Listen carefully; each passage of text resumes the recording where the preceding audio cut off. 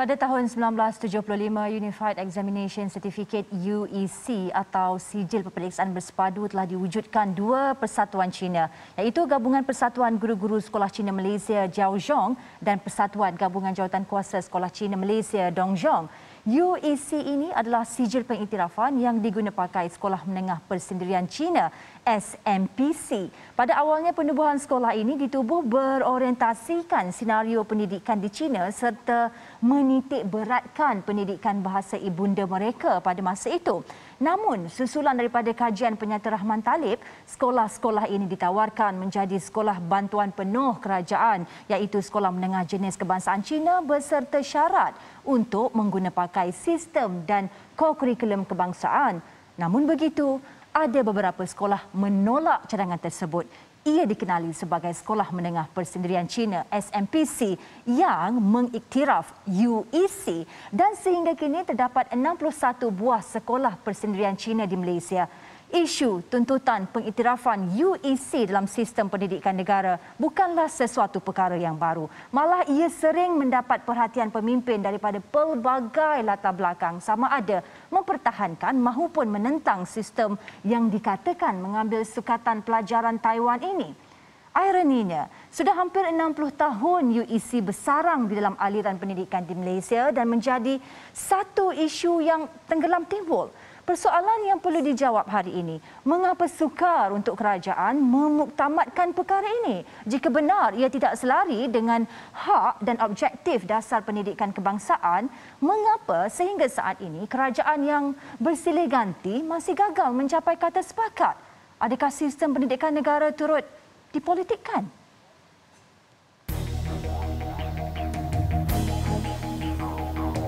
Please, this is a serious issue. Bukan semua perkara yang dikatakan sebagai naluri itu adalah satu sebab untuk kita mengatakan ia benar.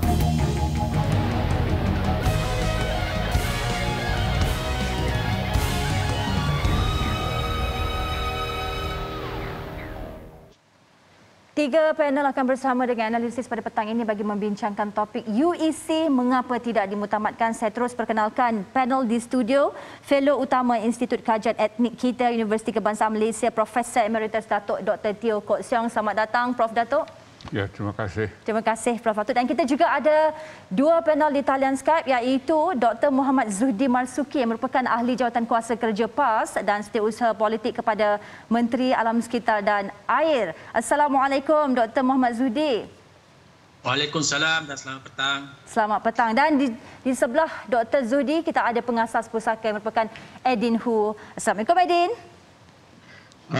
Terima kasih atas undangan. Ya, terima kasih. Baik, sebenarnya pada petang ini kita akan membincangkan topik yang mungkin kita boleh katakan setiap daripada wakil, bukan sahaja ahli politik, malah para akademik kita juga membincangkan perkara yang tidak pernah surut ini. Dan untuk permulaan perbincangan pada hari ini, suka untuk saya mulakan sesi perbincangan kita dengan soalan ringkas buat semua panel. Adakah pengiktirafan sijil UEC bercanggah dengan Akta Pendidikan 1966, Falsafah Pendidikan Kebangsaan dan Kurikulum Kebangsaan? Saya hanya perlukan jawapan ya atau tidak. Justifikasinya akan kita kupas lepas ini. Jadi untuk Prof Datuk, adakah Datuk merasakan UEC ini melanggar, bercanggah dengan Akta Pendidikan 1966 secara ringkas, ya atau tidak? Ya, ia bercanggah. Baik, Edin? Saya rasa ya, dalam satu erti ya, tapi yang ada pengecualian ya yang kita boleh bincang nanti. Ya, pengecualiannya kita akan bincangkan. Bagaimana dengan Dr. pula? Pada pandangan saya bercanggahlah. Baik, kita terus kepada Prof Datuk. Selepas ini kita akan pergi kepada justifikasi setiap jawapan daripada panel kita pada petang ini. Prof Datuk, dalam banyak forum, artikel, Datuk konsisten dengan pandangan sekiranya kerajaan mengiktiraf UEC, ia adalah ketidakadilan kepada mereka yang belajar menggunakan sistem pendidikan kebangsaan, terutamanya anak-anak Malaysia yang berbangsa Cina. UEC ini akan merampas hak anak-anak Cina yang setia dengan sistem pendidikan kebangsaan. Dan saya sifatkan ini satu kenyataan yang agak keras dari Prof Datuk. Jadi apa yang membuatkan Prof Datuk merasakan calon UEC akan merampas peluang pelajar lain yang mengikuti sistem pendidikan sedia ada? Ya, bagi saya ini ada kaitan dengan sistem kota. Sistem kota masih diguna pakai di IPTA untuk kursus-kursus yang kritikal seperti perubatan, pergigian, ubat-ubatan, kejuruteraan dan sebagainya. Jadi apabila lepasan-lepasan UEC ini diterima masuk ke IPTA, sudah tentu mereka akan mengguna pakai kota pelajar-pelajar Cina ini. Dan saya kira ini sangat tidak adil lah, sebab pelajar-pelajar Cina ini mereka belajar selama 6 tahun di sekolah rendah dan biasanya di sekolah jenis kebangsaan Cina. Itu dibenarkan oleh sistem kita. Dan untuk sekolah menengah, mereka terus berada dalam sistem. Dan yang di sekolah menengah Persediaan Cina ini sudah tentu mereka tidak mahu berada di dalam sistem. Untuk beberapa sebab, mungkin mereka tidak mahu belajar seterusnya dalam bahasa Melayu.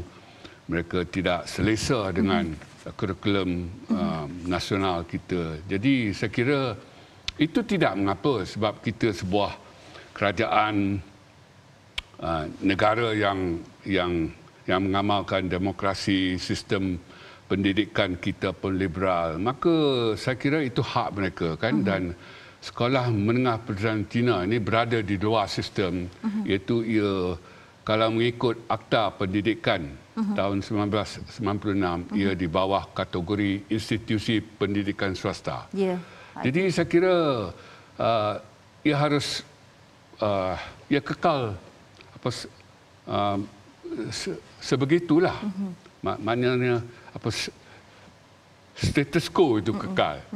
Jadi apabila katalah diiktiraf nanti, dan sudah tentu lepasan-lepasan UEC ini pasti akan mengguna pakai kota pelajar-pelajar Cina yang bagi saya setia dalam sistem ini.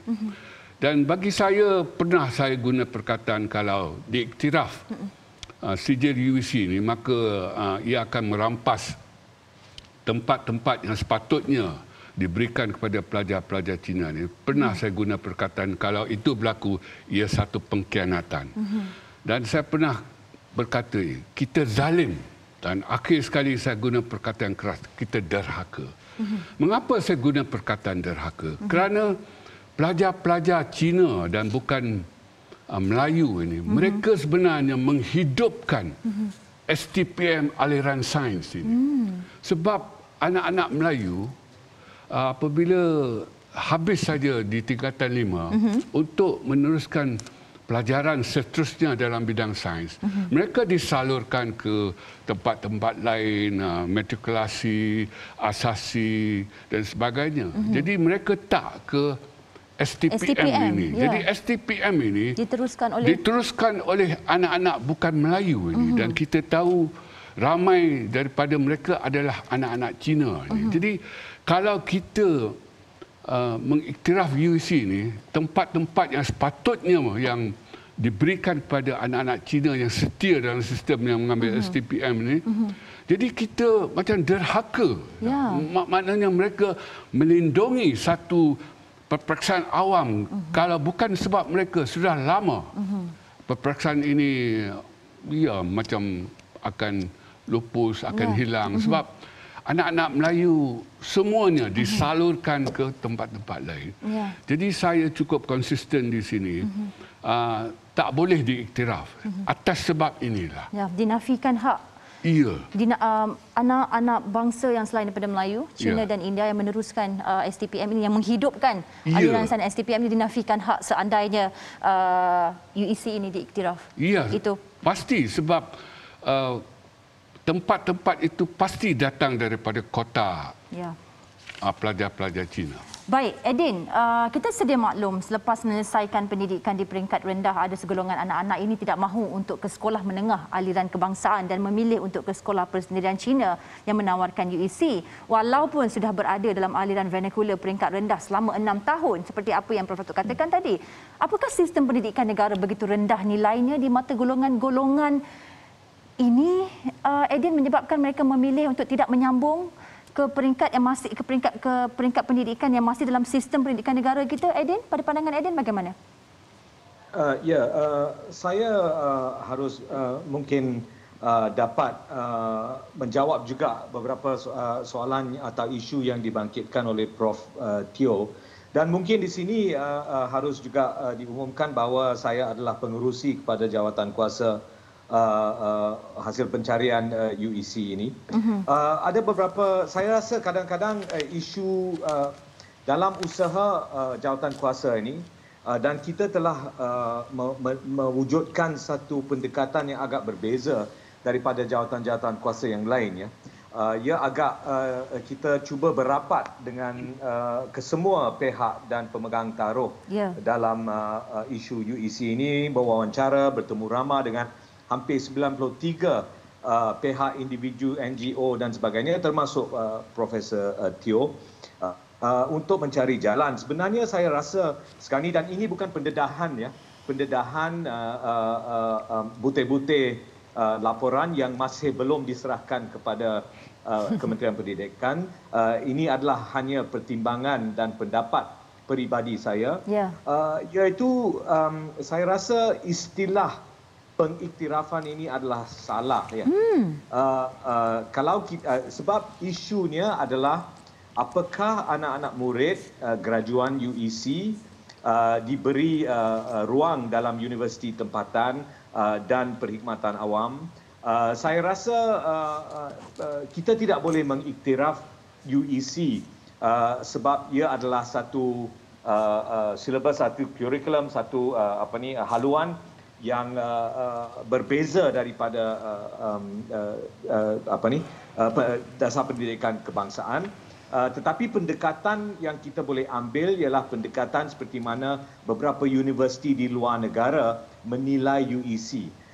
Ini tidak bermakna kita mengiktiraf, tapi mungkin kita bagi pelepasan atau pengecualian, atau kita harus menimbulkan satu metod untuk menilai UEC ini.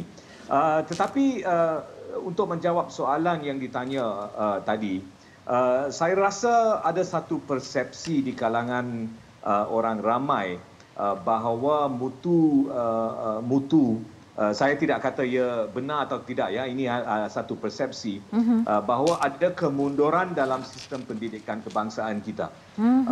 Dan ini diakui oleh berbagai pihak.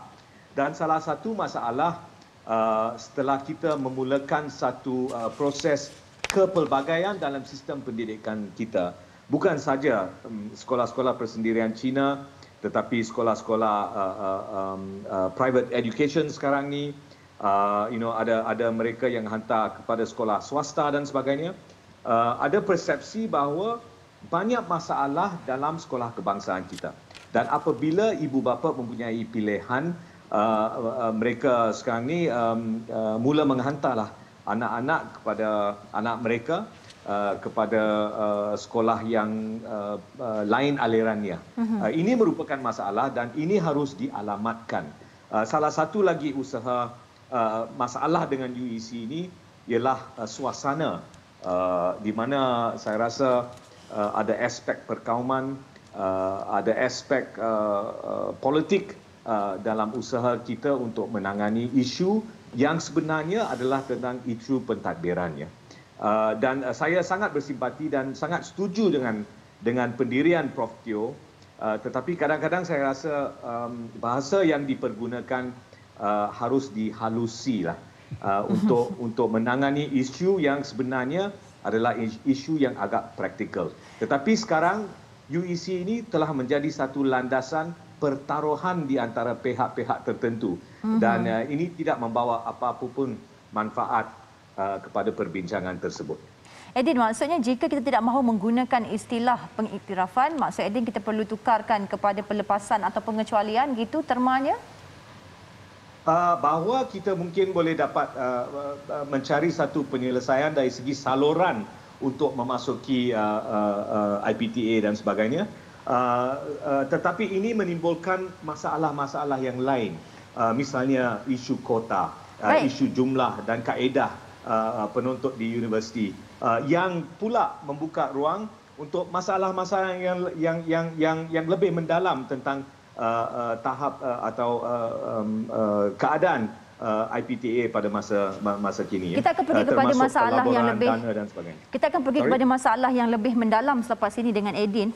Sebelum saya kepada Dr. Muhammad Zudi, Prof Datuk, lemahnya sistem pendidikan negara seperti yang dikatakan Edin, bukan Edin katakan begitu. Edin melihat bahawa itu persepsi banyak pihak, lemahnya pendidikan, sistem pendidikan negara, atau sebenarnya mereka yang memilih untuk meneruskan pendidikan di sekolah menengah jenis kebangsaan Cina yang menawarkan aliran UAC ini sebenarnya taksub dengan bahasa Cina ataupun Mandarin pada pandangan Prof Datuk? Ya, bagi saya sudah tentu mereka itu taksub. Ya, taksub terhadap bahasa Cina Mandarin itu. Ya, kerana mereka mau belajar sepenuhnya dalam bahasa Mandarin at all cost, kalau dengan izin. Jadi perkara taksub itu bagi saya sangat tepatlah. Daripada sistem pendidikan negara, pada pandangan Prof Datuk sendiri, adakah memang seperti yang dikatakan persepsi sistem pendidikan negara agak mundur, suasana perkauman politik dalam sekolah itu sendiri tidak baik dan juga banyak masalah dalam sekolah kebangsaan? Adakah begitu pada pandangan Datuk? Adakah itu menterjemahkan realiti sebenar sekolah kebangsaan kita, sistem pendidikan negara kita? Ya, ada pihak yang menggunakan persepsi. Apabila persepsi sebagai satu istilah digunakan, bermakna ia mungkin benar, mungkin tidak benar. Tetapi saya kira ia satu kebenaran. Sebab di dalam Pelan Pembangunan Pendidikan Malaysia 2013-2025, dalam bab 7 itu, maksudnya kerajaan mengakui akan kelemahan sekolah kebangsaan ini dan kerajaan berjanji untuk memperkasakan sekolah menengah ini, sekolah kebangsaan ini. Dan pada tahun 2025 kerajaan mau sekolah kebangsaan ini menjadi pilihan utama dalam kalangan ibu bapa untuk menghantar anak-anak mereka ke sekolah. Jadi apabila ianya diakui di dalam satu dokumen yang begitu penting, maknanya ia satu masalah yang benar-benar wujudlah. Sedang diusahakan untuk membawa, adakah Datuk melihat Kementerian Pendidikan kita sedang berusaha sebaik mungkin untuk menambah baik kualiti? Ya, saya pernah dilantik untuk menganggotai satu jawatan kuasa untuk memperkasakan sekolah kebangsaan ini semasa saya menjadi salah seorang ahli Majlis Penasihat Pendidikan Kebangsaan 2014-2016. Jadi di situ saya telah menjalankan kajian, saya telah mengadakan seminar dan telah pun memberi beberapa cadangan kepada kementerian dan selepas tempoh saya habis, saya pun tidak tahu apa yang berlaku di sana. Tetapi daripada apa yang saya amati, saya rasa tidak banyak yang dilakukan ke arah untuk memperkasakan sekolah kebangsaan ini. Ya.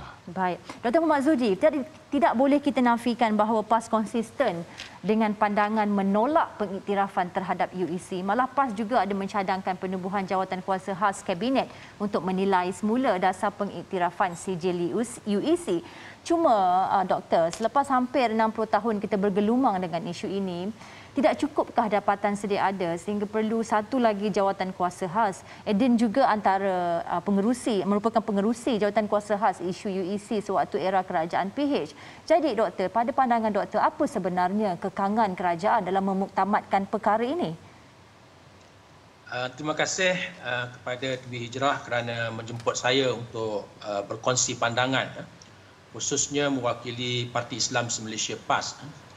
Berkaitan dengan UEC ini sebagaimana yang disebut bahawa PAS mencadangkan suatu bentuk penubuhan jawatankuasa peringkat kabinet ataupun jawatankuasa khas kabinet, iaitu melibatkan bila ditubuhkan jawatankuasa khas kabinet ini, ia melibatkan menteri-menteri ataupun silang kementerian, di mana jawatankuasa khas ini adalah lebih berautoriti untuk melihat isu yang berkaitan dengan perpaduan, isu yang berkaitan dengan pendidikan dan juga isu-isu yang seumpamanya.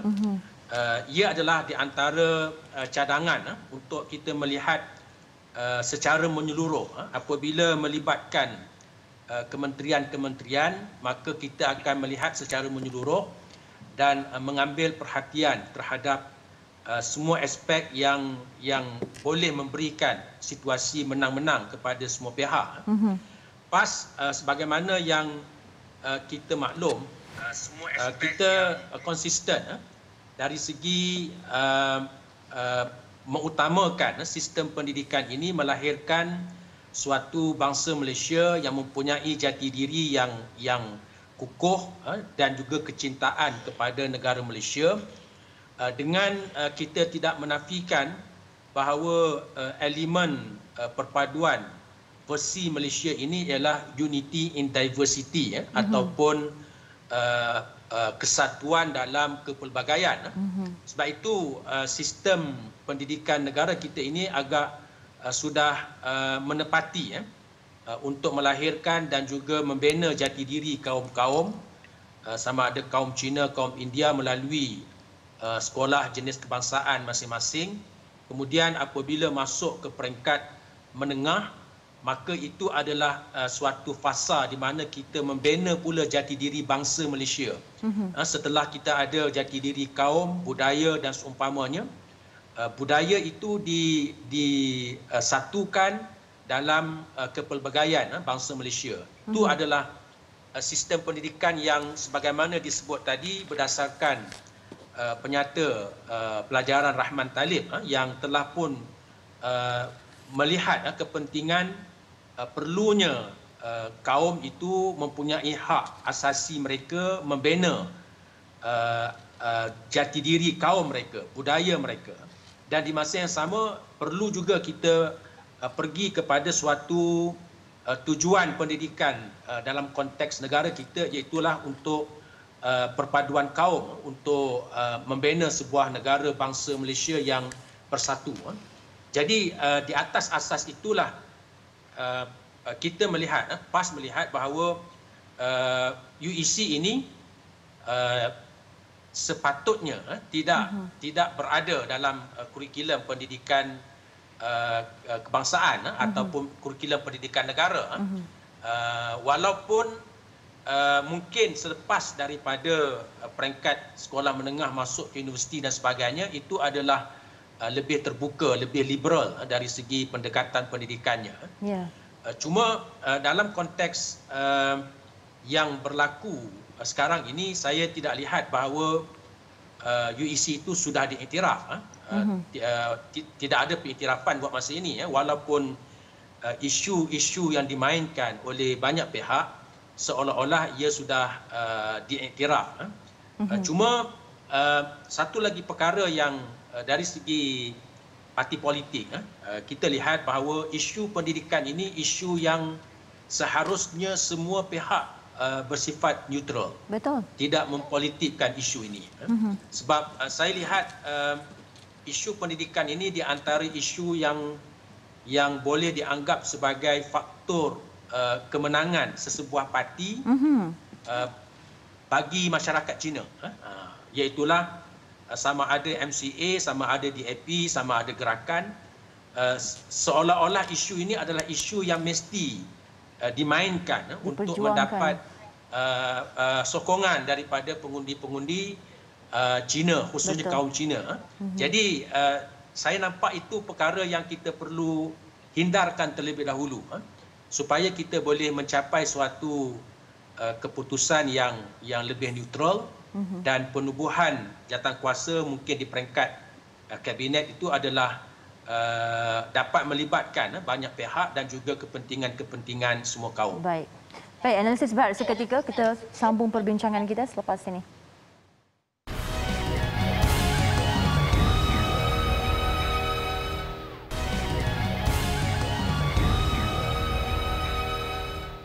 Alhamdulillah, kembali menganalisis. Prof Datuk, Prof pernah menyatakan apa-apa jenis persekolahan yang tidak berada dalam sistem pendidikan negara perlu dianggap sebagai tidak selari dengan dasar pendidikan kebangsaan yang antaranya mengangkat bahasa Melayu, bahasa pengantar utama. Dalam hal ini, UEC dikendalikan dalam bahasa lain dan tidak mengikuti silibus Kementerian Pendidikan. Malah Datuk menyelar tindakan sekolah persendirian Cina ini memperlihatkan sikap rakus dan mahu untung dalam semua hal.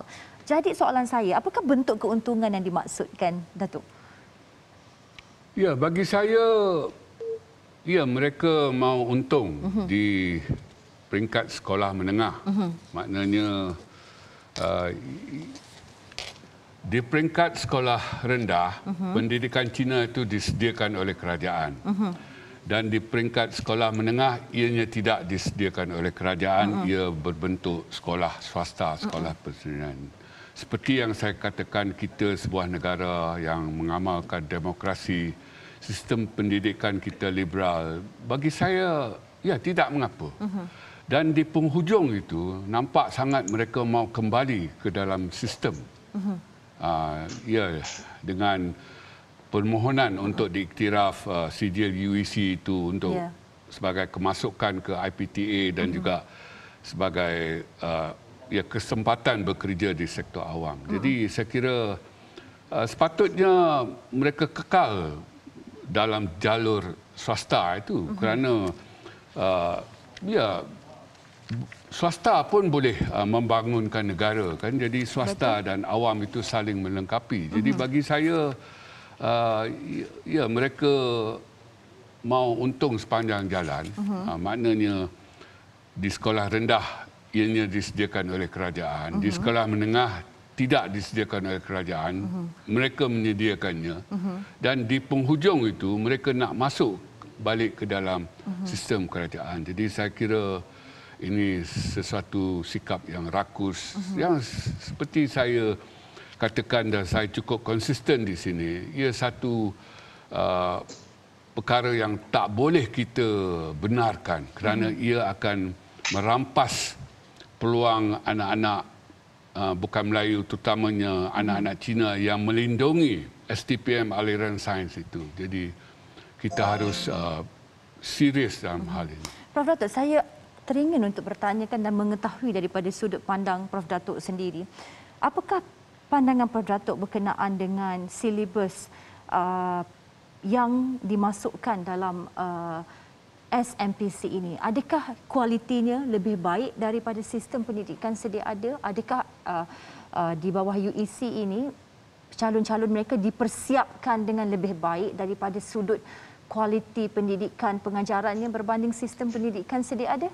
Ya, jawapannya ya ataupun tidak. Jadi selama ini saya tidak mengkaji kurikulum dan sukatan pelajaran UEC. Saya kira ia mungkin ada mutu ataupun sebaliknya, tetapi itu perkara lain. Jadi dalam hal ini yang penting bagi saya ialah ya, itu hak mereka kan. Mereka dikategorikan sebagai institusi pendidikan swasta. Jadi mereka wujud sebagai entiti swasta dan ia harus wujud sampai ke akhirnya. Jadi tak boleh di akhir itu mereka mau menuntut agar diterima masuk dalam sistem kembali. Jadi bagi saya itu sesuatu yang tak sepatutnya berlakulah dan tak sepatutnya diberi pengiktirafan itu. Baik, Edin, kerajaan terdahulu pernah menawarkan sistem UAC untuk berada sekali dengan sistem pendidikan negara. Namun tidak ramai yang mahu ikut serta dan memilih untuk terus berada dalam aliran persendirian UEC. Bukankah golongan UEC ini sewajarnya, Edin, seperti apa yang dikatakan oleh Prof Datuk, tahu natijah dan akibat yang bakal ditempuhi sekiranya mereka berada di luar sistem. Dan perkara inilah yang mereka perlu korbankan semenjak mereka memilih untuk bersendiri. tidak mahu berada dalam sistem pendidikan negara namun mahu diiktiraf, Edin? Ya, ini sebenarnya saya ingin menjelaskan ya bahawa janji-janji parti-parti politik itu bukanlah hal atau sesuatu yang dipentingkan oleh jawatan kuasa ya. Jawatan kuasa adalah satu entiti yang bebas dan merdeka.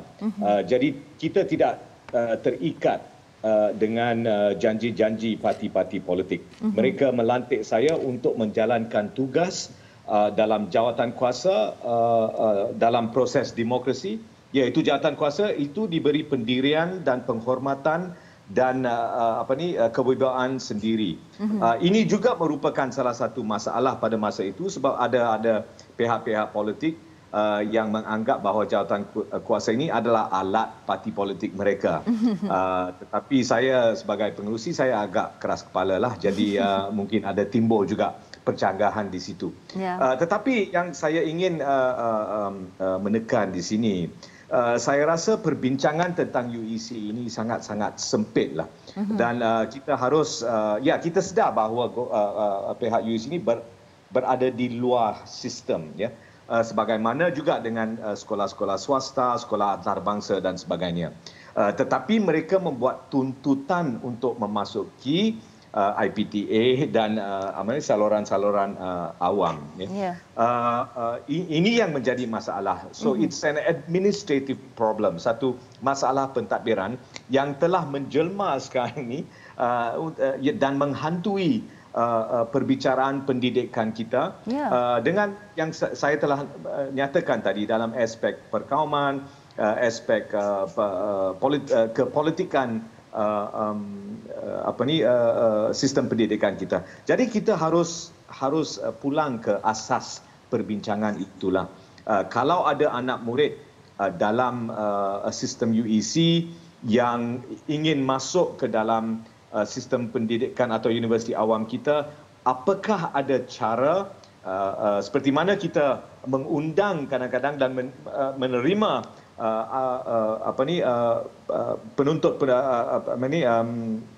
students atau pelajar antarabangsa, apakah satu sistem seperti itu boleh diwujudkan untuk tanpa mengiktiraf UEC? Itu tidak boleh berlaku. Tidak ada satu negara dalam dunia ini yang mengiktiraf dua sistem.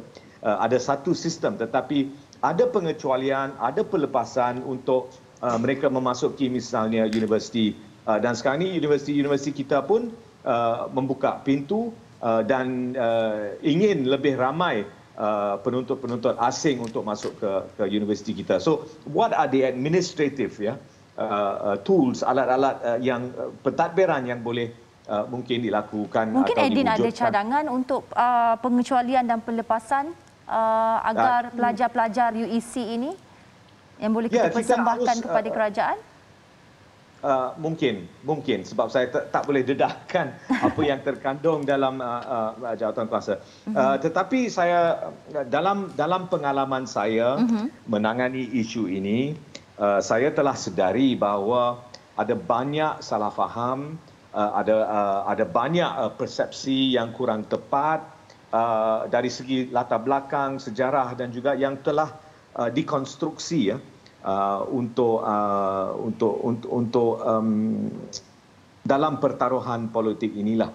Misalnya bahasa ibunda Mandarin itu bukan bahasa ibunda orang Cina di negara kita, ya, Hokkien, Cantonese, semuanya yang menjadi sekarang ini mangsa kepada bahasa Mandarin, ya, ini adalah bahasa ibunda. So kita harus mendekonstruksi masalah ini dan mewujudkan satu pendekatan yang lebih inovatif dan imaginatif, sambil juga mengalamatkan isu atau persepsi bahawa ada krisis dalam sistem pendidikan kenegaraan kita. Saya akan henti, tapi saya nak buat satu silakan, penjelasan. Ya, saya adalah anak kelahiran tahun 69. 6 bulan dan 1 hari selepas kejadian Mei 13. Saya mendapat pendidikan dalam sekolah mubalik, missionary school, yang pada tahun 70-an telah mengikuti aliran satu transisi berlaku ke aliran sekolah kebangsaan. Pada tahun 70-an, sekolah kebangsaan merupakan pilihan utama, tak kira bangsa, tak kira kaum, tak kira agama, dan pada masa itu anak murid di sekolah kita menganggap sekolah vernacular itu sebagai agak kebelakangan lah daripada hasrat kenegaraan kita. Apa yang telah berlaku sehingga sekarang ni sekolah persendirian Cina semakin ramai kaedah penuntut-penuntut bukan Cina yang masuk dalam sekolah itu. Apa pelawaannya? Mungkin dia lebih cerdik, bijaksana dalam pemasaran dan sebagainya.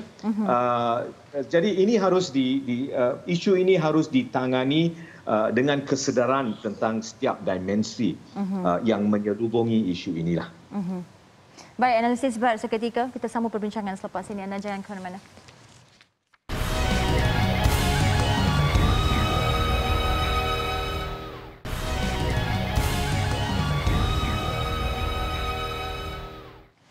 Alhamdulillah, kembali analisis Dr. Muhammad Zuhdi. Kita tahu parti DAP paling lantang dalam memperjuangkan pengiktirafan UEC dan rata-rata ahli DAP menyatakan pengiktirafan UEC sama sekali tidak bercanggah dengan dasar pendidikan kebangsaan. Dipikir ini adalah kerana dasar pendidikan kebangsaan mengiktiraf kepelbagaian jenis sekolah termasuk sekolah-sekolah vernacular dan sekolah-sekolah swasta.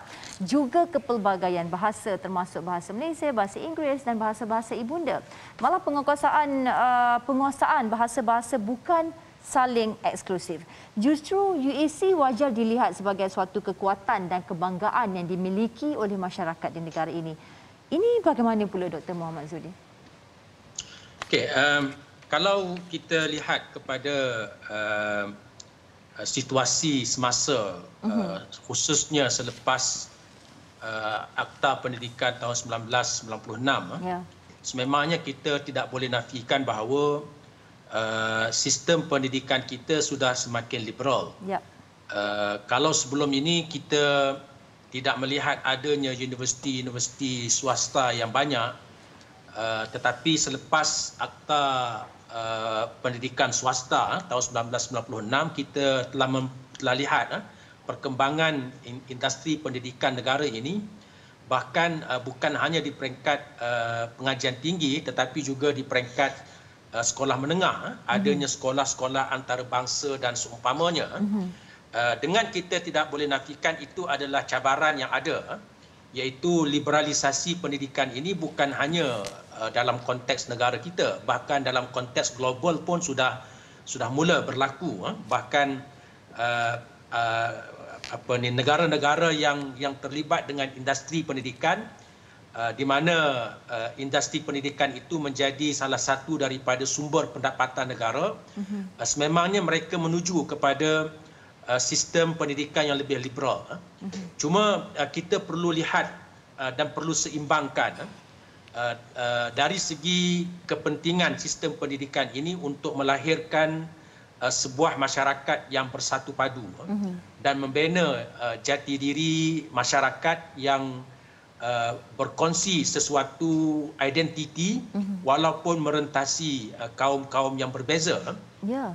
Oleh sebab itu keseimbangan ini sangat penting. Kita tidak boleh menolak sama sekali liberalisasi ini.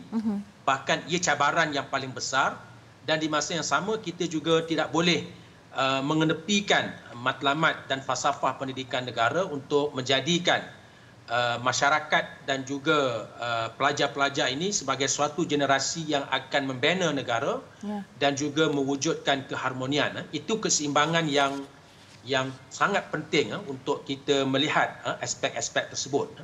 Sebab itu saya melihat perbincangan dan juga diskusi berkaitan dengan UEC ini perlu dilakukan secara yang lebih saksama, tidak dipengaruhi oleh semangat perkauman ataupun tuduh-menuduh dan seumpamanya. Mesti ada suatu asas yang boleh membawa semua pihak, termasuklah NGO pendidikan kaum Tionghoa untuk kita berbincang demi masa depan negara kita. Ya, dan kami sebenarnya cuba untuk menghubungi Dong Zong namun tidak mendapat respon daripada mereka. Jadi Prof Datuk, saya bertanyakan berkenaan isu ini. Dong Jian Zong menegaskan mereka menghormati kedudukan bahasa Melayu sebagai bahasa kebangsaan. Katanya BM bukan sahaja merupakan mata pelajaran wajib bagi semua pelajar UEC, bahkan semua SMPC turut menubuhkan Kelab Bahasa Melayu untuk menggalakkan pembelajaran dan penguasaan bahasa Melayu di kalangan pelajar. Selain itu, mereka juga bekerjasama dengan DBP, Dewan Bahasa Pustaka, untuk menganjurkan pertandingan forum pelajar yang khas untuk penyertaan pelajar-pelajar UEC sejak tahun 90-an lagi dengan tujuan memupuk rasa cinta akan bahasa Melayu. Soalan saya, Prof Datuk, Kelab BM diwujudkan namun enggan mengikuti BM Standard KPM. Mengapa ya, Datuk? Adakah BM UEC jauh lebih mudah berbanding BM SPM? Ini antara polemik-polemik yang didakwa di luar sana, Datuk. Ya, bagi saya sudah tentu mata pelajaran bahasa Melayu ataupun bahasa Malaysia di sekolah menengah Persatuan Cina itu yang digubal kurikulumnya dan sukatan pelajarannya jauh lebih rendah mutunya ataupun ya, jika dibandingkan dengan SPM itu pasti sesuatu yang betul. Dan bercakap tentang soalan mengapa setelah wujudnya Kelab Bahasa Melayu masih enggan dan sebagainya. Saya kira Dong Zong ini yang satu pertubuhan yang mengawal pendidikan Cina di Malaysia ni, sudah tentu mereka mengawal pendidikan Cina di sekolah menengah itu kan, itu entiti swasta. Dan mereka juga cuba mengawal pendidikan Cina di sekolah rendah itu. Jadi daripada pengamatan saya, Dong Zong ini mereka mau anak-anak Cina ini belajar bahasa Melayu atau bahasa Malaysia ini pada tahap dan kadar yang mereka fikir itu selamat untuk tidak menjejaskan identiti sekolah Cina. Jadi dalam hal ini, ya, kerajaan pernah mencadangkan mutu ataupun tahap kemahiran bahasa Cina dalam kalangan pelajar-pelajar Cina di sekolah Cina itu rendah. Kerajaan ingin menambahkan waktu pendidikan itu, dan kerajaan juga ingin menyeragamkan sukatan pelajaran bahasa Melayu di sekolah kebangsaan dengan yang di sekolah jenis kebangsaan itu. Ini ditolak oleh Dong Zong habis-habisan. Jadi alasan yang diberikan ialah semua itu nak tambah waktu, nak seragamkan sukatan pelajaran itu. Jawapan mereka, ini akan menjejaskan identiti sekolah Cina.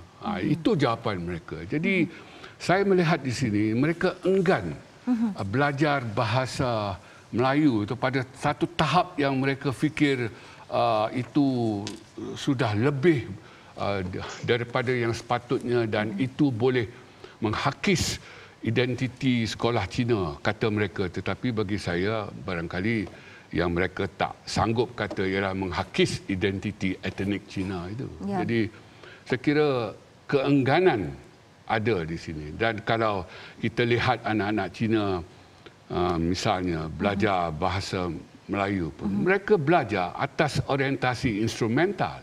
Itu sesuatu yang wajib lulus, bukan saja mata pelajaran wajib tetapi untuk lulus satu peperiksaan awam itu. Maka mereka akan berusaha untuk memperoleh grade itu, dan selepas grade itu diperolehi, dan barangkali mereka, kalau perkataan kasarnya, persaitankan sajalah. Baik, kesimpulan perbincangan kita selepas ini.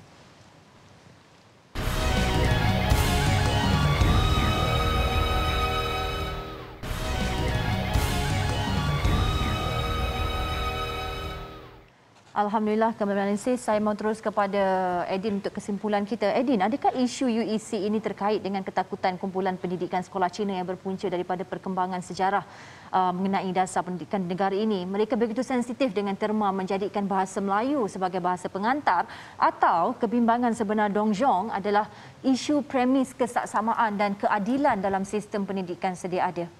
Edin. Ya, saya rasa kesemua pihak ni terjebak dengan bayang-bayang mereka sendirilah. Itulah masalahnya. Dalam sistem kebangsaan ni saya tidak tahu kenapa ia tidak menjadi lebih terbuka, mengungkapkan pengajaran bahasa Tamil dan bahasa Cina di dalam sistem kebangsaan kita.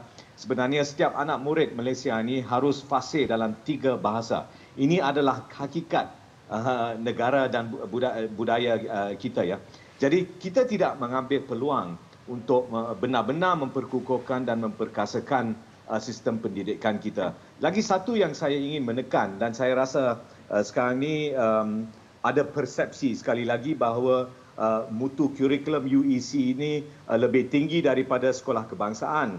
Ini adalah tujuan kita atau matlamat kita selama 40 tahun, ya, untuk menekan hanya sains, teknologi, dan kita telah melahirkan bergenerasi yang merupakan anak murid yang hanya mengejar sijil dan kertas dan merupakan generasi tikus peperiksaan, ya.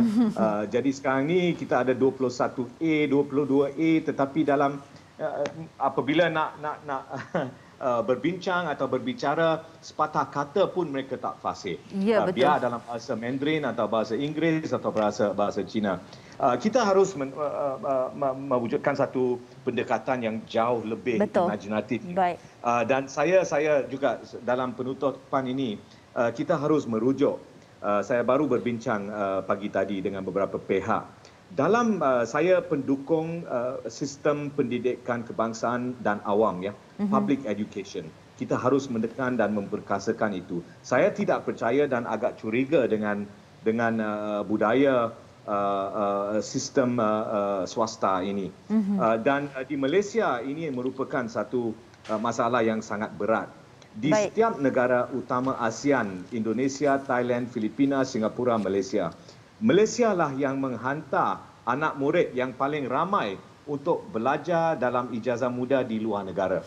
Sepatutnya our local universities harus menjadi pilihan utama. Tetapi ini tidak terjadi sebab universiti-universiti kita pun sekarang ni tengah menderita. Tidak cukup dana, tidak. Jadi apabila kita tidak memperkasakan, memperkukuhkan sistem pendidikan kebangsaan kita dan menggunakan opportunities atau peluang untuk menjadi lebih mempelawa anak murid pulang, ini akan menjadi masalah. Sistem-sistem yang lain akan hijack sistem pendidikan kita. Betul. Baik, terima kasih Edin. Dr. Muhammad Zudi, mampukah isu UEC ini mampu dimuktamadkan di bawah pentadbiran kini, Doktor? Saya lihat masih sukar untuk kita mencapai suatu keputusan yang lebih pentingnya bukan keputusan muktamad, tetapi keputusan bersama yang memberi kepuasan kepada semua pihak. Cuma saya ingin simpulkan di sini ialah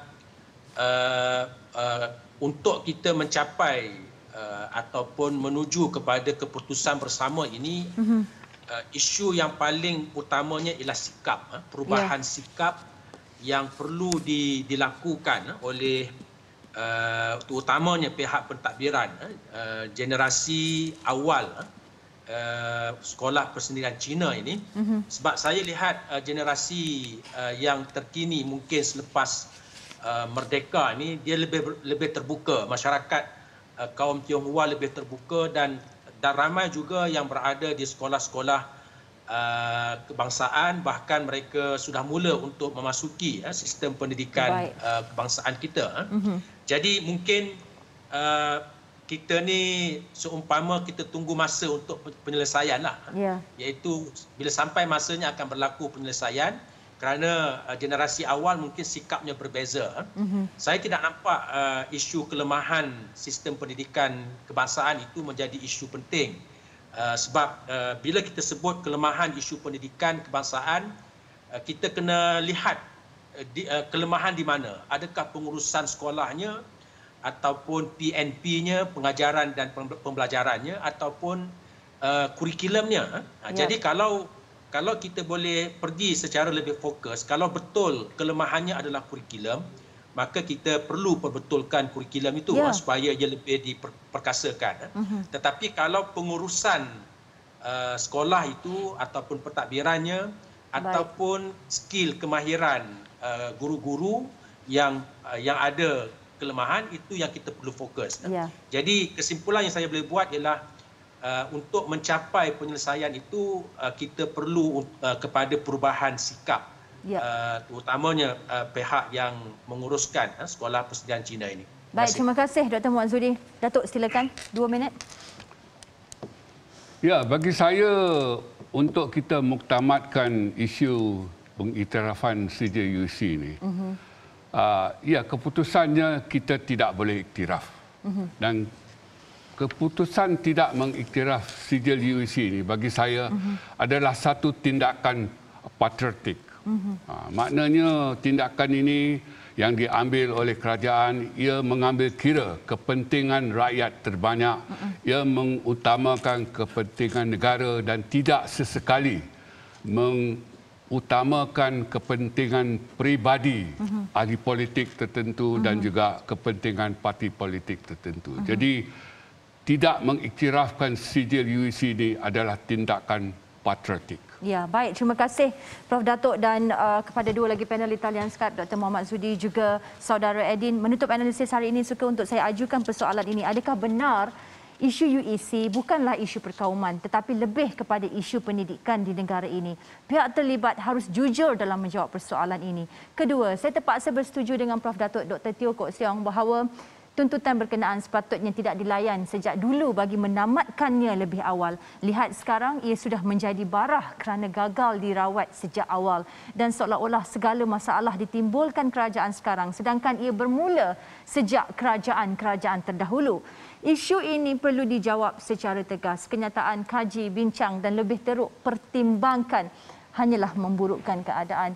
Ketiga, peganglah kata-kata Prof. Datuk sekali lagi, merupakan fellow utama Institut Kajian Etnik UKM. Pengiktirafan UEC ini hanya akan menguntungkan segelintir kaum Cina di negara ini dan bukannya untuk kepentingan kaum itu secara keseluruhan. Kerajaan muktamadkanlah isu ini dan terus agresif perkasakan sistem pendidikan negara. Dengan itu sekian analisis saya, Finas Tinos. Assalamualaikum warahmatullahi wabarakatuh.